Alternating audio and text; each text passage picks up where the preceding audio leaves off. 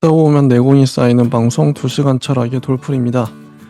네, 저희는 요한네스 일슈베르거의 서양 철학사 학원 근대와 현대 읽고 있고요.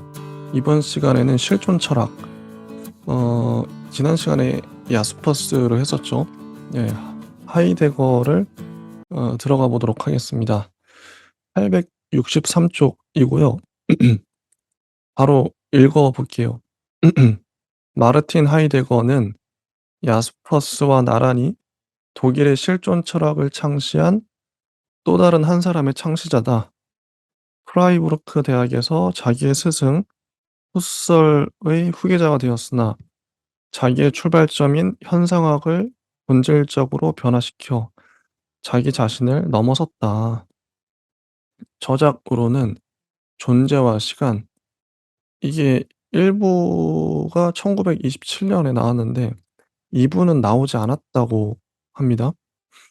칸트와 형이상학의 문제, 형이상학이란 무엇인가, 근거의 본질, 플라톤의 진리론, 진리의 본질, 헬덜린의 시해석, 휴머니즘에 관한 편지, 숲속의 오솔길, 숲길이라고 나오죠.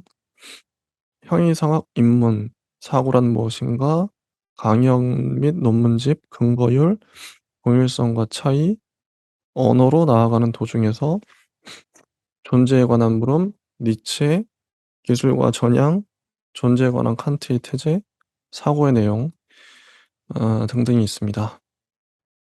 하이데거의 철학은 실존 존재론이다. 여기서 전면에 내세워져 있는 것은 자기일 수 있는 것을 호소하는 실존 해명이라기보다 오히려 존재자와 구별된 존재이며, 따라서 제일 철학을 근거 짓는 것이다. 음, 자, 실존을 해명하는 게 아니라 존재자와 구별된 존재, 이게 하이데거의 문제의식이었던 것이죠. 이런 질문, 이게 문제 설정이 정말 중요한 것 같아요. 음. 처음에 질문을 어떻게 던지느냐. 어, 하이데거는 어, 언어에 되게 민감했다고 생각하는데, 존재자와 구별된 존재, 존재와 존재자를 구별짓죠. 어, 근데 엄밀한 거죠. 음. 존재와 존재자는 다르다. 이 제일 철학은 아리스토텔레스나 기타의 형이상학자들의 제일 철학보다 훨씬 더 깊이 거슬러 올라간다. 하이데거를 따르자면 종래의 형이상학 또는 존재론은 언제나 존재 자체의 자리에다 일정한 존재의 자를, 예컨대 데카르트의 연장하는 실체, 칸트의 의식, 관념론의 이념 등을 끼워 넣고 있다. 그래서 사람들은 존재 자체애로, 즉 존재론적인 것애로 파고들지 못하고 존재적인 것에 머물러 있었다는 것이다. 다시, 존재 자체의 자리에다 존재자를 그동안의 철학자들은 끼워 넣었다는 거죠. 존재론적인 것에 파고들어야 되는데 존재적인 것에 머물러 있었다. 자, 존재론적인 것과 존재적인 것이 다른 거죠, 하이데거에겐. 이런 미세한 차이, 이런 게 엄밀함이지 않을까. 어 하이데거는 되게 예민했던 것 같아요, 이런 감수성. 존재론적인 것을 파고들어야 되는데 존재적인 것에 머물러 있었다. 하이데거는 여태까지의 모든 형이상학을 쳐부수려고 한다. 이렇게 하는 것은 형이상학 전체에 대한 적대 감정 때문이 아니라 무엇보다도 먼저 형이상학을 진정한 기초 존재론 안에서 스스로에게로 돌아가게 하기 위해서다. 그는 우선 현존재, 즉 인간의 현존재를 해석함으로써 이런 일을 하려고 한다. 이런 것은 칸트의 출발점이며 자명한 것으로서 받아들여지고 있다. 물론 현존재는 이제 의식이 아니며 이렇게 된 데에는 야스퍼스에게 있어서보다는 약하다고 하더라도 키에르케고르와 니츠의 영향이 있었던 것 같다. 음. 현존재는 실존이라고 해석된다. 실존. 여기서는 실존이 다시 세계 안에 있는 것, 세계 내 존재이죠. 옆에 있는 것, 함께 있는 것, 존재하고 있음, 이해, 직거림, 자기에게 고유한 가능성들을 파악하는 것, 자기 자신에 앞서서 있는 것, 근심, 불안, 죽음으로 나아가는 존재, 무 안에 던져져서 갇혀 있는 것 등으로써 간단히 말해 시간성으로서 해석된다. 이 단락이 참 인상적인데 실존이 뭐냐 그거 했을 때 실존이란 이게 인제 각각의 이 문장처럼 보이는 것들이 단어 개념인 거죠. 하이데거의 개념. 실존이 뭐냐? 세계 안에 있는 것이다. 어. 옆에 있는 것이다. 함께 있는 것이다. 존재하고 있음이다. 이렇게 말할 수 있겠죠. 이해. 실존은 이해다. 실존은 직거림이다. 자기에게 고유한 가능성들을 파악하는 것. 자기 자신에 앞서서 있는 것. 근심, 불안, 죽음으로 나아가는 존재. 무한에 던져져서 갇혀 있는 것. 뭐 이런 식으로 정의를 한 건데 이런 개념들은 하이데거의 책을 보면 어떤 맥락 안에서 말해지겠죠. 각각의 단어들을 음미하면서 곱씹어 볼 필요가 있다. 생각을 하고 하이데거는 이 단어들을 어떤 뜻으로 썼는가 궁금합니다. 근데 이 모든 것들을 종합하는 게 가로지르는 게 시간성이라는 것이죠. 시간성. 시간이 중요했다. 하이데거에겐. 그래서 존재와 시간이란 책을 썼던 것 같아요. 시간. 하이데거에게 시간이 중요했다. 근심은 현존재의 근본적 존재 양식이며 근심. 음. 그리고 세계 안에서 만나는 존재자 옆에 있는 것으로서의 세계 안에 스스로 앞질러서 이미 있는 것이라고 정의 내려진다. 음. 자, 이 정의가 나오는데 근심은 현존재의 근본적 존재 양식이며 세계 안에서 만나는 존재자 옆에 있는 것으로서의 세계 안에 스스로 앞질러서 이미 있는 것이라고 정의 내려집니다. 하이데거는 세계 안에 있음, 세계 내 존재 이런 개념 때문에 이미 애초부터 관념론과 실제론을 넘어서 있다. 적어도 그는 이렇게 주장하고 있다. 그를 따르자면 현존재가 앞서 있으며 사고는 현존재의 한 가지 양상에 지나지 않는다. 어, 그의 이런 말은 놀라울 정도로 재빨리 사람들에 의해 믿어졌다. 이때 이후로 그의 추종자들은 여러 가지로 변형된 표현들을 쓰고 있다. 예컨대 사고는 존재의 사고다. 정신은 언제나 세계 안에 있다. 인식의 문제는 형이상학적 문제다. 관념과 실제로는 긴장관계에 사로잡혀 있어서는 안 된다. 등등의 표현들이 쓰여지게 되었다. 더욱 이 사람들은 이런 것을 진보라고까지 생각하고 있다. 음. 그저 무비판적으로 받아들이는 것 이외에 아무것도 아니다. 그러니까 하이데거를 비판하고 있어요. 하이데거의 이런 철학을 hirschberg가 비판하고 있죠. 음. 이미 존재가 주어져 있고 하이데거 사고식으로 하면 때로는 자만심은 마비된 비판을 감춰버리고 진보라는 착각을 불러일으킨다. 이거 hirschberg의 말이죠. 이런 것이 언제나 이미 세계 안에 있다는 말이 불러들인 결과다. 음. 그죠. 진보라는 착각을 불러일으킨다. hirschberg는 하이데거에게 되게 부정적이에요. 그의 실존 범주는 존재론적이 아니라 인간학적, 윤리학적, 심리학적이며 더 나아가서는 비관적으로까지 들리기도 한다. 비극적, 비관적인 삶의 기분을 다루는 철학자라는 평을 받게 되었죠. 실제로는 하이데거에게 있어서는 인간과 실존이 아니라 오로지 존재만이 철학하는 것의 주제다. 막스 밀러가 이런 말을 했다고 합니다. 플라톤의 진리론 이유. 하이데거는 실존이라 쓰지 않고 자기를 벗어나는 것이라고 쓰고 있다. 실존이 아니라 자기를 벗어나는 것이라고 쓰고 있다고 해요. 음. 자, 현존재는 실존이라고 해석된다. 실존이라 쓰지 않고 자기를 벗어나는 것이라고 쓰고 있다. 이게 개념이 자꾸 바뀌죠? 음. 현존재에서 실존으로, 실존에서 자기를 벗어나는 것. 그러면 자기 초월이라고도 할 수 있을 것 같아요.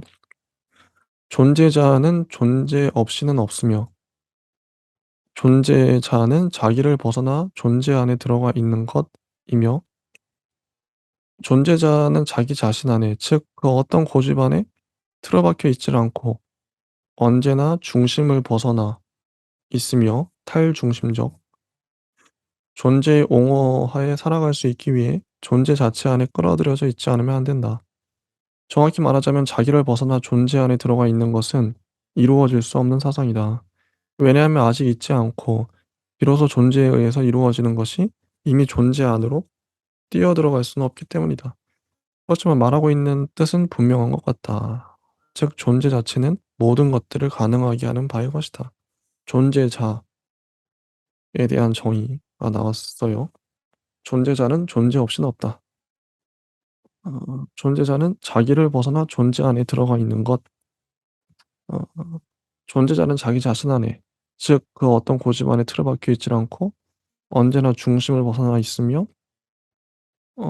존재의 옹호하에 살아갈 수 있기 위해 존재 자체 안에 끌어들여져 있지 않으면 안 된다. 이런 말. 사르트르가 "우리는 오늘날 인간만이 있는 상황 속에 있다."고 쓰고 이런 일의 증인으로서 하이데거를 끌어들일 수 있다고 믿었던 것에 대해 하이데거는 "바로 그렇지가 않다. 우리는 특별히 존재만 있는 그런 상황에 놓여 있다."고 대꾸한다. 하이데거에게 있어서 인간은 존재를 자기 자신 안에 받아들이고 자기를 벗어나 존재 안으로 넘어가는 것, 즉 자기를 벗어나 있는 것인 한에 있어서의 인간일 뿐이다. 자, 이 주관은 중심을 벗어나 있다는 사실과 막스 밀러가 밝히고 있는 것처럼 주관이 모든 것을 사고 안에 끌어모으는 곳인 칸트 학파의 로고스가 아니라는 사실과 또 주관은 다른 뜻의 로고스, 즉 존재의 모음 안으로 들어가 있는 것이며 또 이 모음으로 스스로를 집중한다는 사실 등등에 의해서이다. 따라서 인간은 존재자가 아니며 또 존재의 주인도 아니고 오직 존재를 지키는 자요, 목자일 뿐이다. 존재가 자기의 은총을 선사하는 곳은 인간의 사고와 언어다. 여기에서 존재는 스스로를 드러내고 훤히 보여준다. 이렇게 해서 진리가 태어난다. 언어는 존재에 의해서 눈앞에 나타내어지고 존재에서 간추려낸 존재의 집이다. 언어는 존재의 집이다. 인간은 존재의 진리를 지키고 이것에 귀를 기울인다는 점에서 이 집 안에 살고 있으면서 자기를 벗어나 있다. 우리들이 보통 인간을 실체라고, 즉 자립해 있는 것이라고 보는 것과는 반대로 여기서 인간은 순수하게 자기를 벗어나 있는 것이다. 인간의 본질은 자기를 벗어나 있는 것이라고 하는 말은 이런 본질은 존재와 이 존재의 개방성에 비해서는 인간은 완전히 공허하다는 것, 즉 자기를 벗어나 있는 것 자체이며 따라서 아무런 내용도 없고 본성도 없고 본질도 없다는 뜻이다. 인간의 자기 자신 안에 서 있지 못함이다. 따라서 인간의 본질은 실체의 범주에 의해서는 절대로 이해할 수 없는 그런 것이다. 존재는 언제나 세계를 벗어나 있어야만 한다는 것이다. 자, 이런 구별을 위해 하이데거가 쓴 전형적 개념은 존재론적 차이, 라는 개념이다. 즉 존재 자체는 그것이 본질이건 존재하고 있는 사물이건 간에 존재에 의해서 가능하게 되는 것과는 다른 것이다. 존재를 이런 존재론적 차이의 시각에서 보지 않고 그저 존재자의 관점에서만 사고하는 것은 존재 망각이요. 세계나 주관적인 이성애로 타락한 것이다. 따라서 이런 것을 보면 하이데거의 본래적 존재론적 관심사를 알 수 있다는 것이다. 하이데거는 독일 관념론의 주관주의건 인간 중심적이기도 한 플라톤 아리스토텔레스의 본질 형이성학의 주관주의건 간에 모든 주관주의를 반대한다. 왜냐하면 본질이라고 인정되는 것은 결국 주관에 의존하고 있기 때문이다. 여기에 있어서의 본질은 사고하는 주관에게는 본질적인 것이다. 또 본질은 존재의 척도를 내포하고 있는 주관의 창조적 지성이다. 왜냐하면 이 창조적 지성은 신, 즉 전형적으로 데미우르고스의 비유에 의해서 따라서 기술적인 사고 형식을 수단으로 해서 이해되는 신의 정신 안에 있는 이념에 관여하기 때문이다. 그리고 이 기술적 사고 형식은 미리부터 설정된 목적을 고려하면서 주관적으로 만들어진 것임에 틀림없다. 따라서 형이성학은 아직도 계속해서 파괴되어야만 한다는 것이다. 이런 충분치 못한 형이상학을 반대하는 주장들은 하이데거와 그의 추장자들의 모든 저작들이 한결같이 흐르고 있다. 이런 주장들은 그저 인상만 심어줄 뿐이다. 셸링과 헤겔의 철학 전체를 바라보는 사람은 여기서 당장 모순을 지적해낸다. 이런 잘못의 진정한 근원은 실제로 유럽 형이상학의 특징을 만들어낸 플라톤의 이데아론이다. 론이다. 니츠와 마찬가지로 하이데거도 그리스 시의 비극 시대에 머물고 있다. 그 시대에는 존재는 아직도 암시적이었다. 하이데거와 그 추종자들을 따라자면 개념을 가지고서 사고하는 사람인 소크라테스와 플라톤은 이데아의 멍에에 억눌려 있었다. 이것이 존재 망각의 전형적 복이다. 그리고 소크라테스와 플라톤의 글들은 계속해서 영향을 미쳤다. 낡은 가치를 뒤집어 엎으려고 했던 니체도 이 세상으로 타락해 버렸다는 것이다. 하이데거가 비로소 존재를 망각에서 이끌어내어 존재가 있게 하는데 마음 쓰려고 하고 있다. 낡은 형이상학은 이런 일을 하지 않았다. 그래서 이 낡은 형이상학과는 아무런 상관도 없다. 니체까지를 포함한 낡은 형이상학은 허무주의의 역사라는 것이다. 그런데 형이상학의 역사에 대한 하이데거의 해석은 잘못된 해석이다. 물론 플라톤이 개념, 이념, 본질 등에 의해서 따라서 그 한계가 우리들에게 자명한 것처럼 보이는 그런 사고의 수단에 의해서 존재 자체가 재현된다고 하거나 그런 것을 하나하나 지적해내는 일은 쉬운 일이다. 하이데거가 그랬죠. 그런데 물론 플라톤은 이런 것에만 머물러 있지 않고 한계도 잘 알고 있다. 플라톤을 옹호하고 있습니다. 히르슈베르크가. 그의 철학 전체의 의의는 바로 이런 한계를 넘어서는 것이다. 철학자 왕 플라톤이죠. 은 일생 동안 변증법을 구사하지 않으면 안 된다.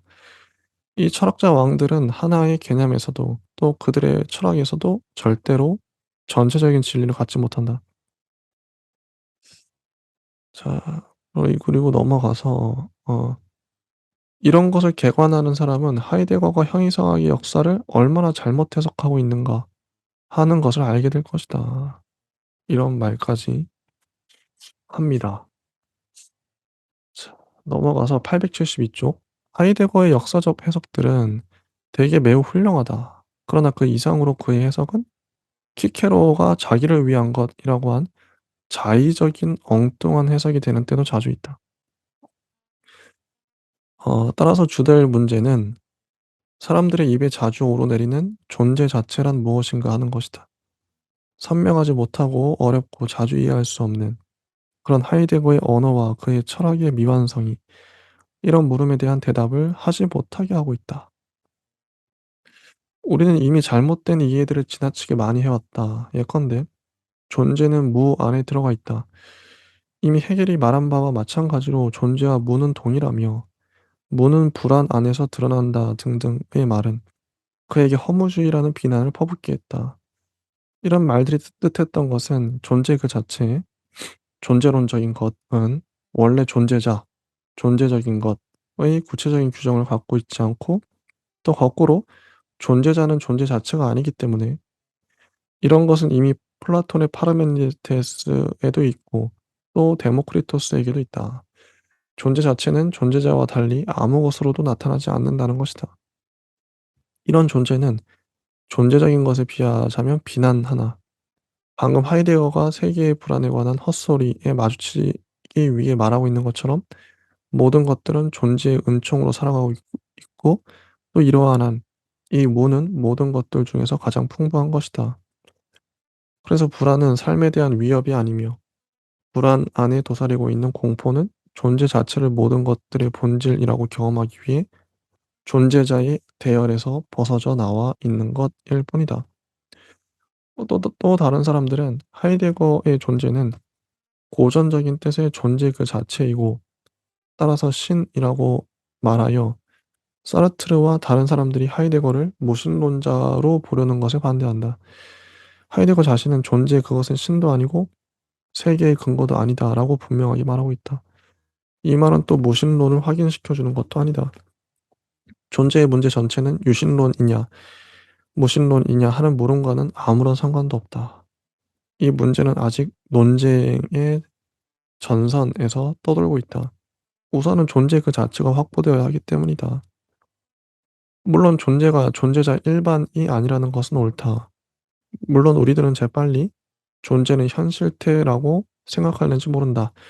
즉 존재는 자기 스스로를 한정해서 수용하고 유한화하는 것의 양태로서 스스로로부터 본질을 생산해내는 그런 존재론적인 근거일 뿐이고 또 동시에 본질 형상들을 최종적으로 개별화하는 것으로서의 진료라고 생각하는지 모른다.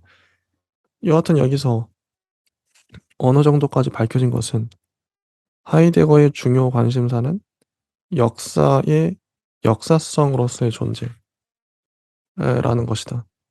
즉 존재와 시간에서 제시된 것은 우리는 어떻게 해서 시간으로부터 존재로 나아가고 또 그것을 어떻게 해석할 수 있는가 하는 것이었으나 거꾸로 존재로서의 역사를 인식하기 위해 존재로부터 시간으로 나아가는 되돌림은 이루어지지 않았다. 왜냐하면 그때에는 아직도 언어로서 표현할 수단이 없었기 때문이다. 역사의 본질, 역사의 역사성으로서의 존재. 이것은 바로 우리 시대의 문제이며 이미 되돌이킬 수 없는 역사 감각의 문제다. 낡은 본질 형이상학은 정적이며 오늘날에는 쓸모가 없다고들 말만 한다. 여하튼 모든 것이 반드시 역사일 수만은 없다. 즉 모든 형식들이 온통 상대성과 형태도 없는 흐름 속으로 해체되어 버릴 수는 없다. 이런 것을 매우 분명하게 말하는 사람들은 바로 상대성과 역사주의 철학자인 딜타이와 트레치 두 사람이다. 이들은 상대적인 것 안에서 절대적인 것을 찾아 헤맸던 것이다. 하이데거도 이들과 같이 존재론 이전의 근원적 근거를 찾고 있는데 이런 근거의 바탕에서 이해될 수 있는 것에는 두 가지가 있다고 한다. 하나는 그의 상대성과 이례적인 타당성 안에 있는 생성이고 다른 하나는 이런 상대성과 이례적인 타당성이 시간화와 유한화를 넘어서 있는 것이라고 인식시켜주는 따라서 역사의 역사성이 무엇인지를 보여주는 그런 상대성과 이례적 타당성 안에 있는 존재다. 그에게 있어서는 해겔도 이미 존재적 형이상학자다. 하이데거는 개념적 사고보다 훨씬 엄밀한 한 가지 완전히 새로운 사고를 찾아야 된다. 그를 위해서 이런 사고는 아직 있지를 않다. 그래서 존재는 아직 내용적으로 말해질 수가 없다. 도대체 우리들은 존재에 관해 그것이 무엇임을 물을 수가 있을 것인가? 하이데거는 존재에 관한 물음에 대해 그것은 그것 자신이다. 라는 꼭 한 가지의 긍정적 대답을 하고 있다. 요청사항이 많았던 새로운 출발에 비해서 이런 대답은 충분치가 못하다. 역사가 바라던 바의 것이 되려면 모든 역사는 존재에 있어서의 근원적 사건에 의존할 수밖에 없다. 우리들의 프라이부르크 철학자 하이데거는 우리는 침묵을 지킬 수도 있어야 하고 준비를 하고 있는 것이 모두다라고 말한다. "우리는 니체를 생생하게 회상할 수 있다. 니체도 언젠가 자기의 가치들에 관해 말하고 다른 모든 것들은 불충분하다고 선언했으나 그의 새로운 가치표는 글로써 써내지 못하고 말았다. 남아 있는 것은 일종의 존재의 신비주의와 존재의 낭만주의다. 이 두 가지 주의들에 있어서는 모든 것을 받아들인다는 것이다." 니체와 하이데거를 비슷하게 보고 있죠. "결국 말하지 못했다, 나는." 이런 것을 잘 표현해 주는 것은 존재를 해명하려는 마지막 시도로서의 사건이라는 개념이다. 후기에 하이데거는 존재라는 말 대신에 진리라는 말을 즐겨 쓴다. 진리란 어 유명한 아레테이아에 관한 해석과 같이 여태까지 감춰져 있던 것이 스스로를 드러내는 것이다. 우리들은 바로 이런 드러남을 생기게 하여 스스로에게 오도록 해야만 한다. 그래서 지난날의 진리에 관한 정의는 들어맞질 않는다. 어 진리는 원래 명제에 깃들어 있지 않고 진리의 본질은 자유다. 이것은 존재자가 자기를 벗어나 드러나서 존재하게 하는 것으로서 너울을 벗는다. 그래서 남은 것은 사건을 기다리는 것뿐이다. 또 존재를 망각으로부터 대빼사 오는 것으로서의 인식도 이런 기다림임에 틀림없다. 진리는 잠깐 드러났다가 당장 숨어버린다. 이제 진리는 존재와 뒤바꿔 놓을 수가 없다. 또 진리는 개연적인, 입슴직한 것에 지나지 않는다. 그래서 지지하고 반대하는 이유를 올바르게 조정하기 위해서는 일종의 발명법, 즉 토포스론의 옛 기술이 필요하다. 이런 것을 존재의 토포스론이라고들 한다. 그러나 우리들은 다시 하이데거가 우리들로부터 빼앗아 버리려고 했던 곳에, 즉 제한된 개념들과 명제들에 와 있는 것이 아닐까. 우리는 존재로부터 시간으로 나아가지 않고 계속해서 오직 존재자로부터 존재로만 나아가고 있다. 이런 것이 딜타이를 능가하고 있다는 것일까? 혹은 우리들은 해결에게 있어서처럼 전체의 진리를 기다려야만 하는 것일까? 그렇다면 뭐 때문에 이렇게도 힘을 들이는 것일까? 우리는 형이상학의 역사를 잘 비판할 수 있다. 더 좋은 것은 새로운 것, 완전히 다른 것, 즉 다시 형이상학으로 되지 않고 일종의 초형이상학인 그런 존재와 따라서 심연과 비근거를 볼 수 있게 해주는 것이나, 혹은 시임과 동시에 진리인 존재의 새로운 신비주의와 새 낭만주의를 모든 형식으로 확립해 주는 것일 게다. 우리는 여태까지보다도 한층 더 하이데거를 예술가적인 관점에서 이해하지 않을는지, 그는 그에 져서 니체는 그의 자라투스트라 이후 그 이상 더 아는 것이 없었다는 주장에 대해 화를 내면서 조금도 침착하지 않게 반론하고 있다. 하이데거는 니체에 관해 말하면서 자기 자신을 생각하고 있는 것이나 하니까. 뭐 이렇게 하이데거 편이 끝났습니다. 네, 여기까지 하고요. 다음 시간에 맞다, 맞다. 하이데거 끝났고 그냥 끝까지 실존주의 파트를 끝까지 하죠. 애매하니까요. 877쪽을 보시면 프랑스의 실존주의가 있습니다. 프랑스의 실존주의, 적어도 장폴 사르트르를 대표자로 삼고 있는 급진적 노선에는 보통 실존 철학 전반에서 볼 수 있는 것, 즉 삶의 철학이라고 이해되는 인간학이 도사리고 있다. 그러나 마르셀이 대표자가 되어 있는 프랑스 실존 철학의 카톨릭 계통의 분파에는 역시 형이상학적 관심이 두드러지고 있다. 장폴 사르트르는 철학자라기보다 시인이라고 해야 좋을 것이다. 그의 희곡들과 철학적 저작들은 프랑스에서는 히스테리라고 할 만한 소용돌이를 불러일으켰다.